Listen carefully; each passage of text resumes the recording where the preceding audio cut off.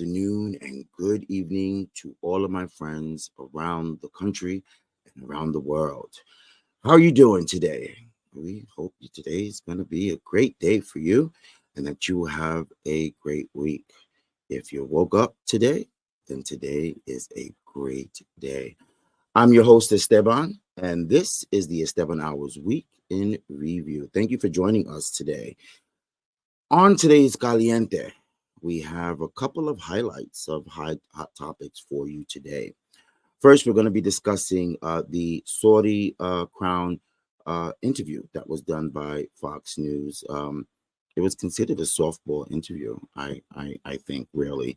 And you know what happened with Saudi Arabia? They're the ones that gave Jared Kushner a $2 billion plus deal. We'll discuss that. Also, we're very excited to see that Usher will be performing at the Super Bowl for 2024. We'll talk a little bit about that. Here he goes right here, Mr. Usher himself. Then we're going to discuss Congressman, Jeff Duncan. His wife files for divorce. We're going to see how does that happen with family values himself. This is him here. Hunter Biden is suing Rudolph Giuliani. Why? Why is he suing Rudy Giuliani? We're going to find that out today as well. Then we have a person that's been eaten by a 13-foot alligator. Not funny. Not funny, very serious. We'll look into that. Then we have a young African-American gymnast who was skipped over at a medal ceremony. So everybody was getting medals, and they handed them out to each one except for her. And the video shows that. Very, very shameful. We'll talk about that as well. And then we have some charges in Philadelphia that were dropped against a police officer for shooting Eddie Irizarry. Why? We'll see. And lastly, we're going to talk about the mortgage rates. They've gone so high. Who can afford to get a piece of property these days? It's really, really crazy. And what does that mean to the housing market itself as things start to come down or go down because people cannot afford to pay those interest rates? All right, so let's get into it. Let's get into it. We're going to start first with Fox News and their interview that they did with one of the Saudi Arabia crown princes. Let's roll this clip right now. Cultural, religious. Can you give us some specific examples of what your goals are and how you think all of this is going? Well, simply, we have in the past few issues in Saudi Arabia and a lot of opportunities that we didn't use. We're trying to capture that and to go forward for a better Saudi Arabia. Yeah. So I don't know what to say about this because there's been so much going on in Congress in regards to Hunter Biden. He did this, he did that in regards to China, and he's got all this money. He didn't deserve it. But you ask yourself, okay, but he's not the only one, right? He's not the only one who is a son of a president and quote unquote allegedly didn't deserve it. We also have Jared Kushner, who's the son-in-law of former President Donald Trump. He as well did business with an international or foreign country. In fact, it was a $2 billion plus deal that he signed with Saudi Arabia. And he did this while he was still in the White House, while he was still working in the White House. There's no talk about that in the Congress, right? There's no talk about that regarding amongst the Republican Party. In fact, there was a question that was raised last week during one of the Hunter Biden hearings, or actually it might have been the inquiry, the impeachment inquiry into President Biden, where Democrats asked Republicans or asked everybody to raise their hand if they feel that both Hunter Biden and Donald Trump should be held liable or responsible for their alleged um, criminality or their what was said that they did. Um, all Democrats raised their hand. Not one Republican raised their hand. And my guess would be it's because Donald Trump's name was put in there. So they believe that Hunter Biden should be held criminally responsible for what he has done or not done, but not Donald Trump. It's amazing.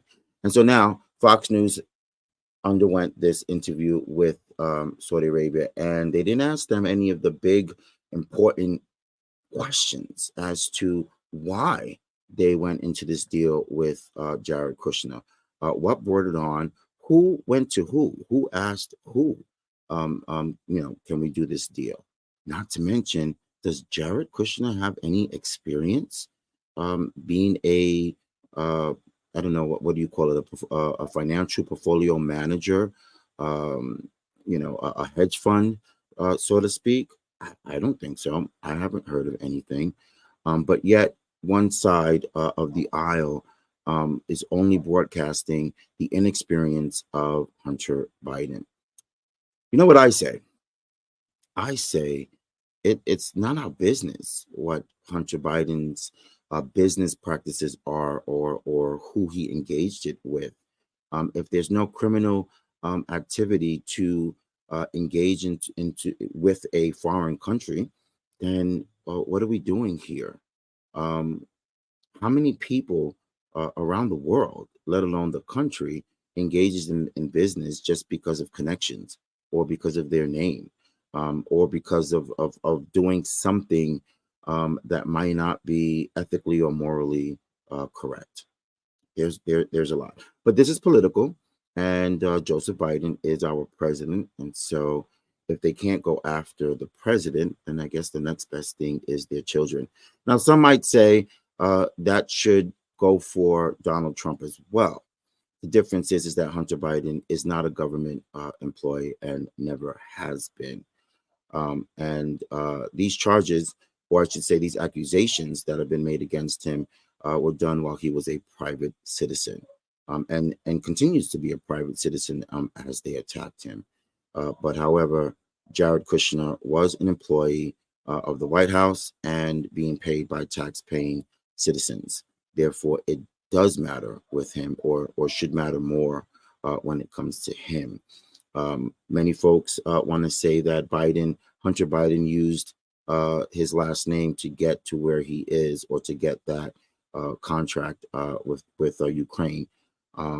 But are we saying that Jared Kushner did not? So are we saying someone who has no hedge fund or financial experience would be able to get a $2 billion contract with Saudi Arabia without being the son-in-law of Trump, or even working in the White House at that moment? I think not. So we still hope that the Democrats in the Senate will take up an investigation against him, since that's what Congress wants to do, waste people's time. However, I don't think it will be a waste of time if they were to take up an investigation case against Jared Kushner. I believe that there's a lot more things that would come out in that deal. And not only that, what about the patents, the many patents that were given from China to Ivanka Trump? In fact, she was having dinner somewhere, and I don't know, right at that very moment, it was coincidence that she happened to be approved of those patents during or after a dinner with the Chinese people, to my knowledge. I could be wrong, but it remains to be seen what will happen with Jared Kushner, and also what would happen with the Hunter Biden and President Biden inquiries in Congress. Okay, moving on. I'm excited about this topic. Usher, he will be performing at the 2024 Super Bowl. I love Usher. He is from my generation, and he's still going strong. I anticipate that this is going to be a very, very entertaining I should say, Superbowl. This is him right here. I love that suit and I love that color. Always very fashionable and stylish, and I can't wait to see what or how this Super Bowl is going to go. Last year's Super Bowl was good. The year before was great as well. And it remains to be seen how he's going to put together his ensemble on this year's Super Bowl. Um, do many Can many remember or recall past Super Bowls? You've had Beyonce, you've had Michael Jackson, you've had Shakira and Jennifer Lopez, you've had Missy Elliott. Fun stuff. Rihanna, and I think Rihanna performed twice, right? And the last time she was pregnant, and everybody loved that. How about when Dr. Dre and Snoop Dogg and Mary J. Blige performed, and 50 Cent and Eminem? That was great stuff, right? That was great stuff. So we hope that this year's Super Bowl will be great just the same. I know I can't wait. You know, you get your popcorn and your chicken wings, and you sit there and you watch football. Let's get ready for some football. That is, if you're not fortunate enough to spend 3, 4, 5 thousand plus dollars on a ticket to actually be there in person, which I'm sure is amazing. All right. Okay. Next topic on the Caliente, we have an alligator, a 13-foot alligator that ate someone. Let's play this clip. Says the gator showed off its might as deputies and FWC tried to capture it. They put a rope around his neck and then put it on a pulley of a truck, and then they reeling in, but it was starting to pull the truck in the water. So the guy, they're like, yeah, we just got to get it out a different way. And they got like this long stick thing and like pulled the head out of the water, and then they shot it. And then once they reeled it all the way out, they stretched it out and measured it, and it told us it was 13 feet long. Then they shot it again. What would you do if you saw a 13-foot alligator just bypass you or your home? What would you do if you were around to see an alligator open up and a body come out? I don't know. I know I would be frightened out of my ass. It's not something that you see every day, is it? Not at all. But this happened in Florida in a residential neighborhood, and it I'm sure was very well a frightening moment. I wonder how often these things happen there, though. You know, this happened to reach the media attention and national attention, but how many alligator occurrences or situations do they actually have? It's mind-boggling. I assume a lot of residents, Florida residents, are used to seeing alligators and all kinds of wild animals, but do you ever really get used to it? You know, does that fear of that big animal, who can be very quick when it wants to be, does that fear go away, right? But whoever that person or that body was, you know, my sympathies go out to them, their family. We'll find out more as to what had happened. My guess would be, but it's just devastating to see. You know, your loved one's probably missing. You're wondering where they're at.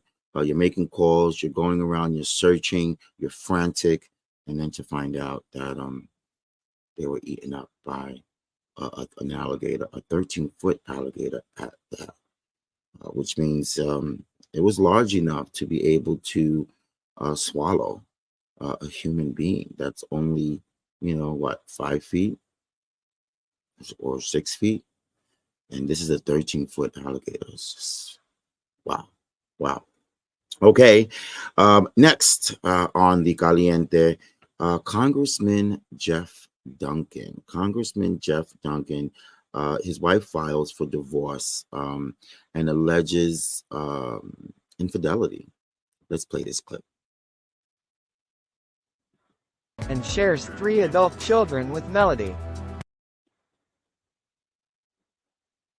GOP representative who pushes traditional values is accused of affair with lobbyist. Melody Duncan, wife of Representative Jeff Duncan, filed for a divorce on Friday, citing her husband's multiple alleged affairs and a particular mistress she identified as Liz Williams, who is a lobbyist with the lobbying firm Liz Williams & Co.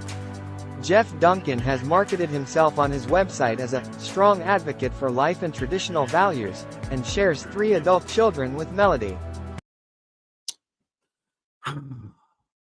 What is there to say about this?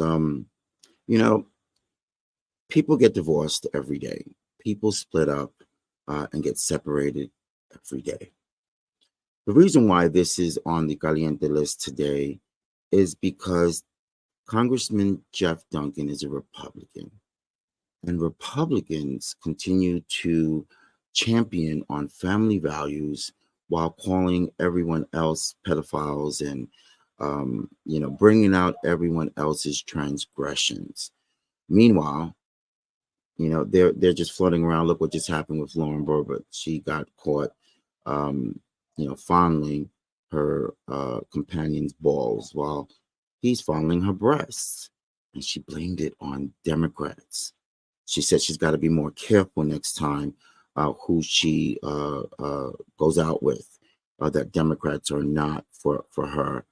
I don't want to go into that right now because that's not what the topic is about, but really, so you didn't know that he was a Democrat before? And even if he was, is that what you're going with? Because I guess him as a Democrat, he forced you to put your hands on his balls, and he forced you to vape in public around children. He forced you to do those things, right? He forced the theater to videotape it, but I digress. So going back to Congressman Jeff Duncan, it's about the family value issue. Okay, we know things go bad all the time. We know that, but this is my opinion. Republicans do not allow Democrats to make errors or mistakes or just be human. So when they show their erroneous behavior, or not erroneous, because they just they're filed for divorce. But it's worth bringing out, and it's worth talking about what happened to your family values when a man and woman join together as one. It's supposed to be till death do us part. So what's the reason that you couldn't do that? So it's been alleged that there's been some allegations of infidelity. Okay, understandable, definite, grounds to want to have a divorce. But then do you go around and then talk about somebody else's family values? Do you go around and put somebody else down for what may be going on in their personal life? That is, that's my point with this story. To each their own. Everyone makes mistakes. No one is perfect. And therefore, when you see something happening that you yourself has done before, or someone within your own party, family, neighborhood has done before, it doesn't look good to get on your high horse and put them down, knowing that you've been through it, you possibly could go through it, or you have close friends or family that are going through it. And that's been my point with this story. We don't want to harp on someone's misery. I'm sure they're going through whatever it is that they're going through with circumstances such as these. But I hope I don't hear or see Congressman Duncan on national television or in the public eye putting someone else down for their family values, although they do it all the time anyway. We just mentioned Lauren Boebert. look what she just went through. Her son, her 17-year-old son, recently had a baby, I believe. She as well has gone through divorce or separation within her marriage, but she continues to put other people down for their family value issues. And that's what's wrong, the hypocrisy that is flowing like milk and honey around our nation's capital. And it's shameful. It's shameful. And I will mention that, excuse me, that goes for both parties, both Democrats and Republicans. That rule should go for both of them. The difference is that you don't really see many Democrats pointing out other people's mistakes. And when you do, they're doing it on purpose for the same reason why I'm bringing out this story. And that's because they're tired. They're tired of being made as if they are not human, as if they don't make mistakes. But when Republicans do it, it seems to be okay. And so the Democrats are starting now to fight back, so to speak. And we talked about that last week on the show, about Democrats fighting back. You can fight back. There are many ways to fight back without name calling, cursing, belittling, and doing all kinds of childish occurrences and remarks, which, is what we're used to in these days of political warfare. Okay, so next on the Caliente, Hunter Biden sues Giuliani. Hunter Biden sues Giuliani. This is from the Midas Touch Network, of whom we love. Play this clip. Is striking back again with a new federal lawsuit. This one filed in the Central District of California against Rudy Giuliani, entities controlled by Rudy Giuliani, including Giuliani Partners, Giuliani Group LLC, Giuliani Security and Safety LLC, as well as Rudy Giuliani's former lawyer, Robert Costello. Robert Costello is actually also suing Rudy Giuliani for failure to pay his legal fees. It alleges violation of the Computer Fraud and Abuse Act, violation of the California Computer Data Access, and violations of Business and Profession Code Section 17200 under California. Yeah. I'm actually kind of happy that Hunter Biden is doing this. I mean, after all, everyone is after him. Everyone is attacking him, are they not? And again, he's not even a government employee, but he's constantly attacked on a daily basis as if he was, but only because Biden is his last name. You know what's funny? Before I give my opinion on this matter, what's funny is how some on the right point out their opinions that Hunter Biden only received this business deal because of his last name, but they're only going after him because of his last name. So I guess for them, one is wrong and the other is not. I don't get it at all. Or I should say, I do get it, but it makes you like want to curse. Like, what? Really? No. Get out of here. Stop it. So he's wrong for allegedly receiving a business deal because he is a Biden, but it's not wrong for you to broadcast his nude photos, his personal nude photos on the Congress floor and harass him as if he was the, I don't know, secretary of something, or just a person working in the White House without security clearance. It's bewildering to me. Okay. So Hunter Biden sues Giuliani for hacking and disseminating his data. Well, I have to say it's about time. For months and years, I've often wondered, how did his personal information get on to national television? Well, we know how. His computer was stolen, and it was probably sold to the highest bidder, which may have been Giuliani. And all of his personal information has been scattered since then. And of course, Republicans have been using it to their benefit, to try to defame his father. Okay, his father, not him. Well, him too, but primarily his father. What a shame! What a shame. So, here's a quote. It says, "For the past many months." And even years, defendants have dedicated an extraordinary amount of time and energy toward looking for, hacking into, tampering with, manipulating, copying, disseminating, and generally obsessing over data that they were given that was taken or stolen from the plaintiff's devices or storage platforms, including what defendant claimed to have obtained from an alleged laptop computer, noting that the data actually came from an external hard drive. I mean, this is serious. You know, what's on my computer is my business, unless there's been a court order warrant for it.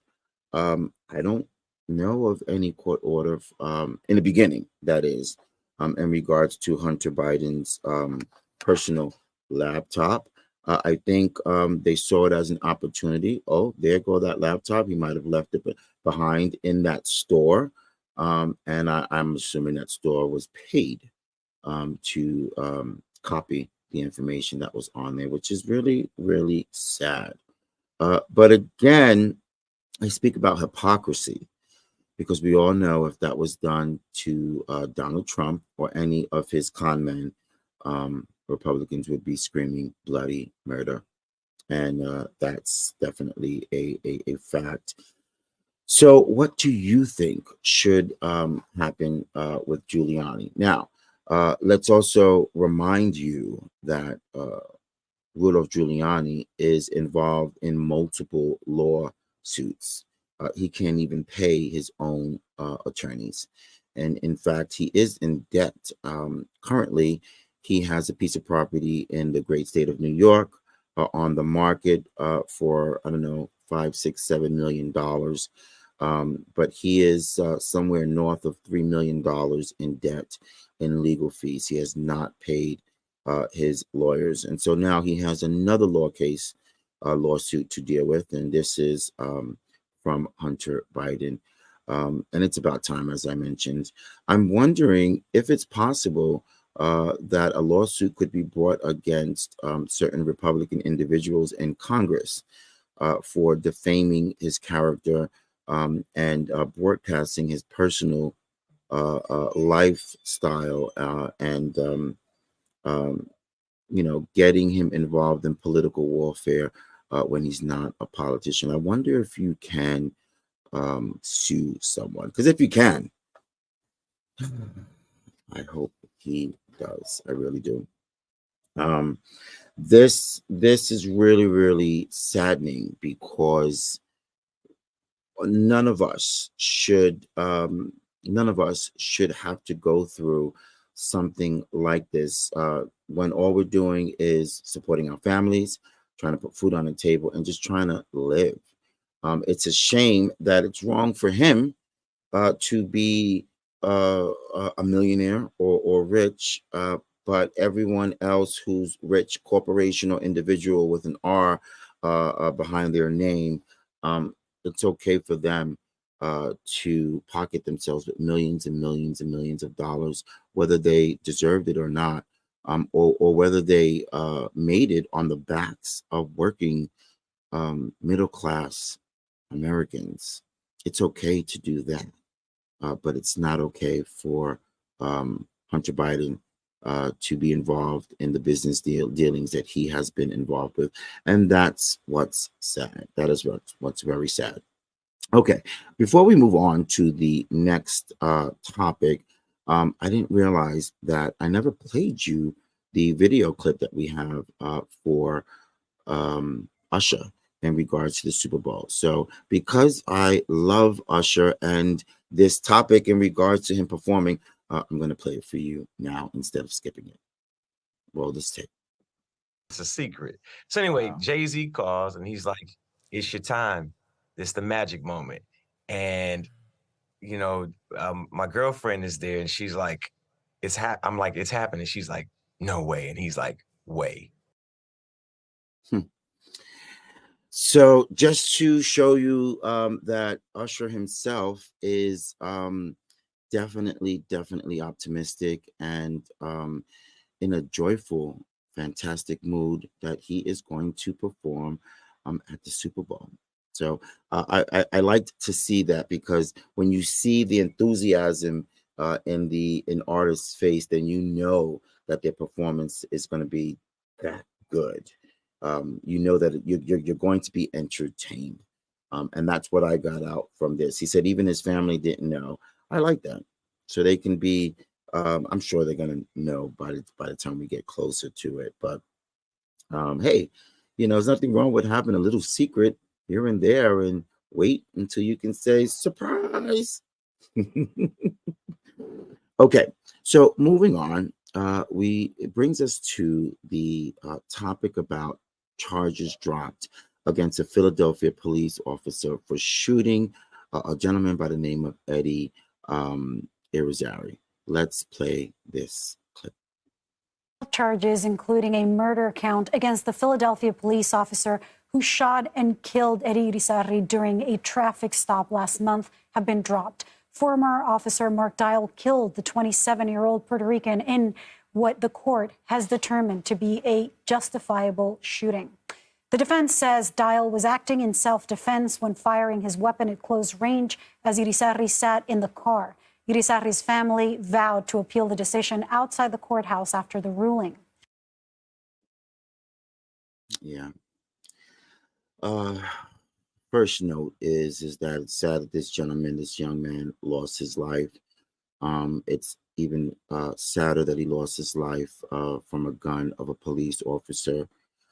But the charges were dropped, and I'm sure there are other avenues like a civil lawsuit that the family could pursue against the police officer. Other than that, you know, if we believe in law and order, or want and wish to believe in law and order, we've got to go by the situation that the charges were dropped. I'm not so intelligent in regards to this story, so I don't know exactly what happened that caused the charges to be dropped, but they apparently did not feel that any criminality was done. They felt that the police officers were in their rights to pull out their weapons. And it's just a sad situation.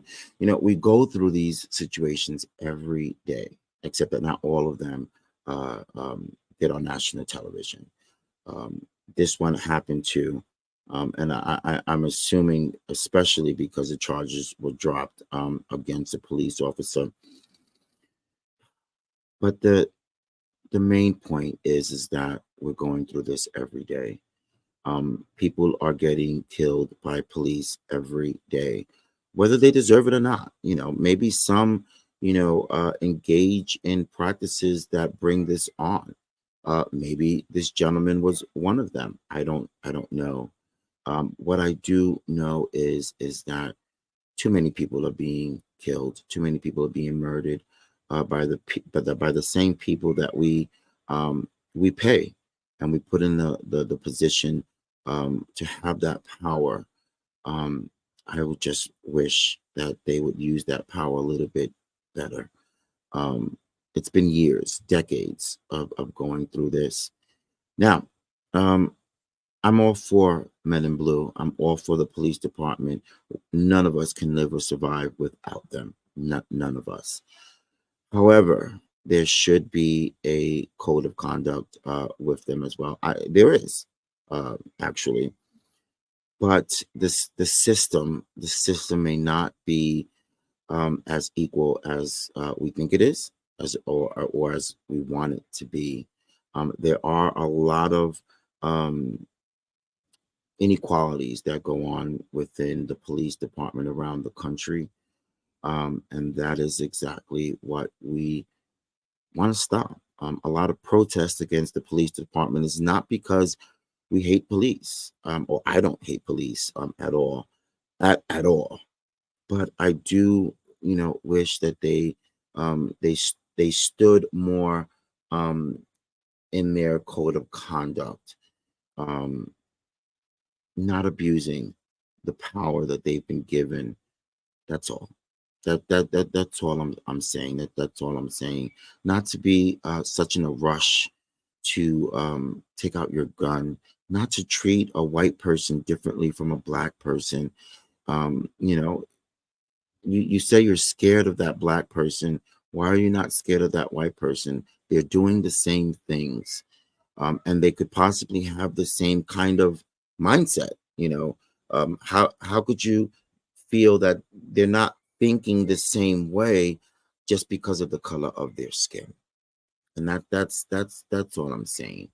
It's too much. It's too many. There are too many stories about police brutality and about issues when it comes to police officers where they could have de-escalated the situation, and they don't. They feel empowered that I'm the police officer. You have to say what I say. You have to do what I say, and that's it. I'm the police officer. You have to do what I say, and if you don't, I'm going to shoot you. I mean, and they don't say it like that, but their actions show otherwise. So, just taking a moment here to pause to think of all the people that we know of, and those that we don't know of, that have been killed or murdered or brutalized or harassed by police officers.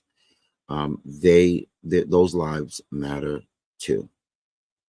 And I'll leave it there. Okay. Next on the Caliente list, this was a sad story to hear and to see. Check it out. So everybody gets a medal, but the one black child in the line. Let's keep that picture up.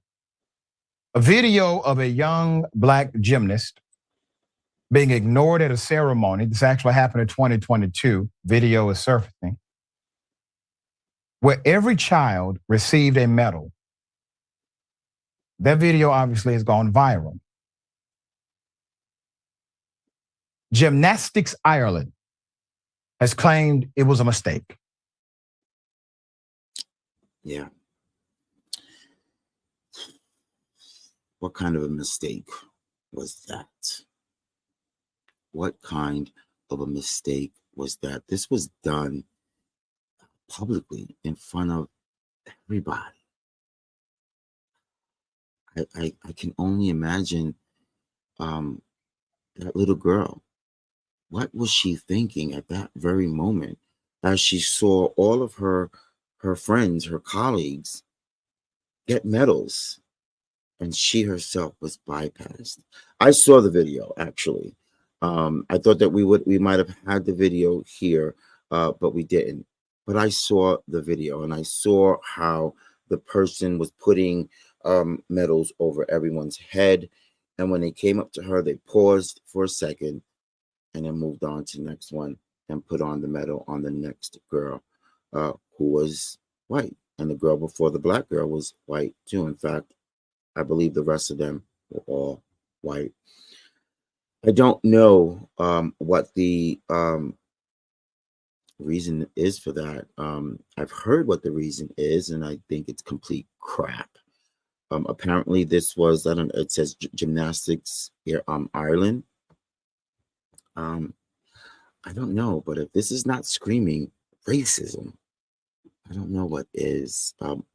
What are the consequences, or the accountability that's being held against, this person who did that, or her team? Did anything happen? Apparently, this is not a new tape. This happened a while ago, but it seems to be generating steam now, and I'm happy that it is, so people can see. This little girl must have been, uh, she must have been going crazy. Um, I would assume after this situation, she just cried, cried, cried, cried. And how about the parents? How about the parents? They must have been livid. I know I would. If that was my daughter, I would be so angry, at that. It's not even funny. And they can give her the medal afterward. It's not the same. It's not the same at all, because the ceremony has already been taking place. And just as we watched a still photo of it, and the video is generating now, that video will live on the internet forever, forever. So how do you get past that? You don't. You don't. You deal with it. You complain about it, and you protest, and make the world understand how that made you feel, because that was wrong. I don't care what the situation, or what the excuses are. That was blatantly wrong, and definitely, looks racially based. Again, you saw this young girl standing there. Everyone next to her have medals over their around their necks, except for her. Well, all I have to say, without seeing the gymnastic routine, without knowing everything, is kudos to this young lady, for just being a participant of it. I'm sure you've worked very hard and long to get there, number one, and to participate in this event.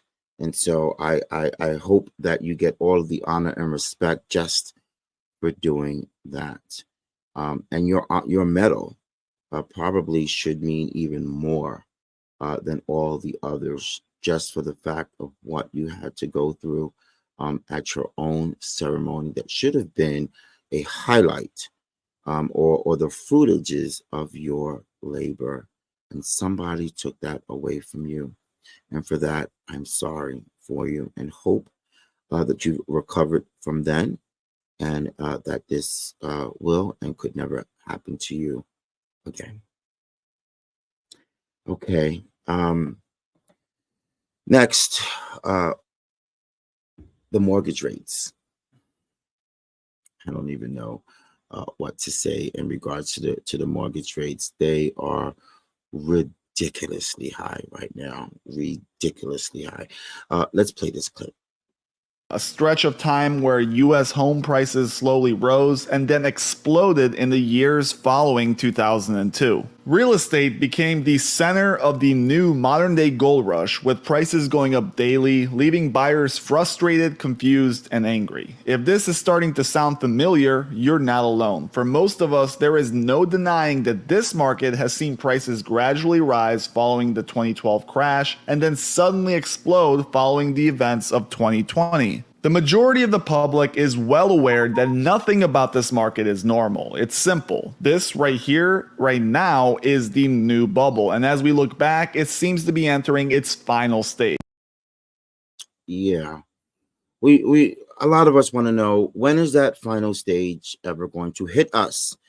The mortgage rates continue to go up, continue to go up. And who can afford that? Who even wants to get into that? I mean, look at these rates. Look at these rates. This is the average rate as of September 29, 2023. A 30-year fixed 8%. Oh my God. Oh my God.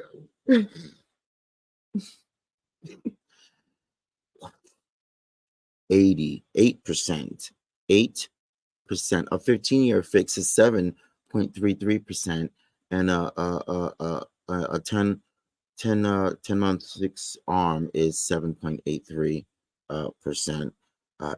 This is incredible. The 30-year fix 8%. I just can't. Now, I understand the government needs to do something to counteract inflation. I get it. I understand. But are they doing too much? Are they going too high? Is this going to start a bank financial institution bubble reaction? As the clip that I played, pointed out, possibly is that where we're going to? Because that's not going to be good for the economy either. I understand the feds are trying to do what they can to prevent a recession. I get it. I absolutely get it. But those rates are not doable at all. At least for the mama and papa shops, at least for the entrepreneurs and the people that are new businessmen, how can they sustain interest rates such as that? It's mind-boggling to understand. I know me as a property owner, as soon as rates started to rise, that was that with me. There's no need for me to look for anything because I'm not paying any bank those type of interest rates. Now, maybe big corporations and big companies that have portfolios, for dozens of millions of dollars or hundreds of dollars, that they can sustain those rates at least for the time being. But many regular folks, middle income folks, and entrepreneurs, as I mentioned, cannot sustain those rates and try to make a profitable income as well, so that they could furnish and flourish their business as well as put food on the table for their family. They cannot afford those rates. So what happens? The people stop looking or slow down in looking for homes, or buying businesses or renting office spaces, things of that sort. Matters. Even credit cards. The higher the interest rate goes on the federal level, anything and everything that you borrow and you loan, including your car notes, your credit cards, mortgage rates, everything goes up and becomes more expensive. So when does it stop? Are we going to reach 10%? That's like unemployment to me. 10% interest rate? I can't fathom that at all, let alone 7-8% of where it is now. So, federal government, if you're listening, please, enough. Inflation is down from a year ago. It's not where we want it to be, but it's heading in the right direction, and that's down. Now, try to find somewhere else to issue some help. I don't know what that help is. I'm not a scholar on finances, but I'm smart enough to know that's too high. Period. Okay. So those are the topics of discussion chosen for today's Caliente. Yay! I made it. I made it on my own for today. Thanks to Jeremy Baker for the video clips that he's given. My appreciation to Mike Foligno, content creator, for some of the content that he has helped with. Thank you to Fox News, Midas Touch, and any of the other news programs of whom we used your videos to. Much appreciated. We have a long list of sound offs this week for you. Tomorrow, we have a sound off on the death of Tupac Shakur. I think that they caught the shooter or the alleged shooter. He was indicted recently, and we're going to discuss that tomorrow. It's been 27 years. 27 years. Also, we recently aired our first interview for a candidate for office in the great state of New York, the town of Islip. Her name is Sarah Smith. That will be re-aired this Wednesday as well. Please check it out if you didn't have an opportunity to check it out yesterday. She's a great gal running for town clerk, and she would like your support so she can win her election come November 7th. And that's in Islip, New York. Miss Sarah Smith. Watch her interview on Wednesday, October 4th at 7 p.m. right here at the Esteban Hour. Okay. Please like and follow at the Esteban Hour on all social media platforms. Please share this live as well. Sharing is caring. I love you all for watching and for joining me today. If you have any comments or questions, please don't hesitate to send them to the Esteban Hour. We always appreciate your feedback and engagement, and we'll do all we can to respond to you. Have a blessed week. And again, thank you for joining us. Our coverage certainly continues. If you have a goal or an achievement that you've accomplished today, don't forget to say to yourself, this is how we